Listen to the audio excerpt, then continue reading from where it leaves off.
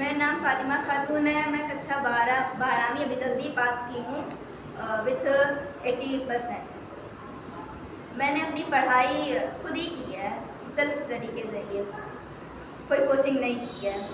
Coaching में मेरा बस ये रहता है जैसे टाइम वेस्ट होता है, बस कोचिंग में ज़्यादा वो नहीं, इधर उधर जाओ बस तुम्हारा टाइम वेस्ट होगा।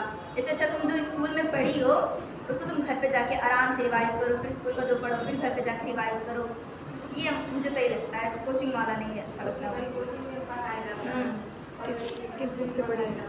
किस बुक से पढ़ी है? NCERT बुक ज़्यादा सही हमको लगती है, बायो के लिए, केमिस्ट्री के लिए, फिजिक्स के लिए।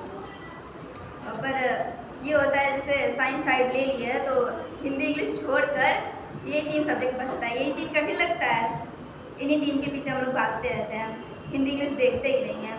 उस पर ज़्यादा ध्यान देना चाहिए, क्योंकि उसमें आप लोग ज़्यादा नंबर बना सकते हैं अच्छे से।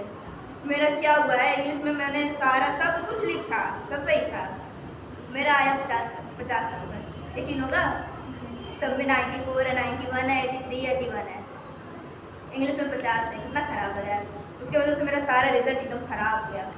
अच्छा खासा मेरा परसेंटेज बनता ना, 85 तक जरूर जाता, अगर 70-75 भी आ जाता। केमिस्ट्री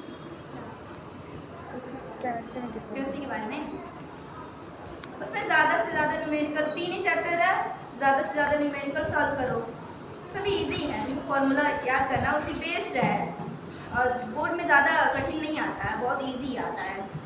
3 चैप्टर से आता है, 3 चैप्टर से। और रिएक्शन ज़्यादातर आते हैं एग्ज़ाम में, इस बार वही हुआ है, ज़्यादातर रिएक्शन ही आए हैं। तो उसको क्या करना है, तुमको रट्टा नहीं मारना है, रट्टा मारने से होगा ही नहीं। 94 बायो में ज़्यादा फिगर वाला केमिस्ट्री में 94 रहा है।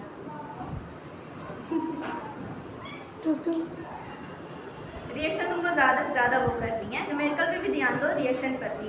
इस बार ज़्यादा रिएक्शन ही आए थे, तुम्हारा ज़्यादा नेमिंग रिएक्शन ज़्यादा आता है, उसको तुमको रटना नहीं है। तुम अगर क्या कहते हैं उसको लिखते जाओ, वो अपने आप याद हो जाए, बस उसकी प्रैक्टिस डेली करनी रहेगी।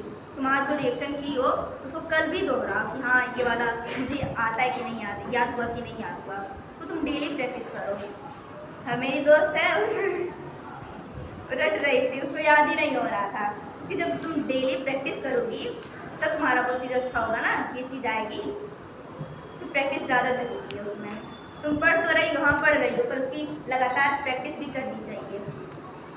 बायो में तुम्हारा फिगर भी हो जाता है, अच्छा खासा नंबर उसमें भी आ जाता है, 91। और आना चाहिए तो पता नहीं, इस बार पता नहीं बहुत कम नंबर आया सबका। इंग्लिश में तो एकदम सबका गिर गया है, 50, 51, 52 ऐसे सबका आया है।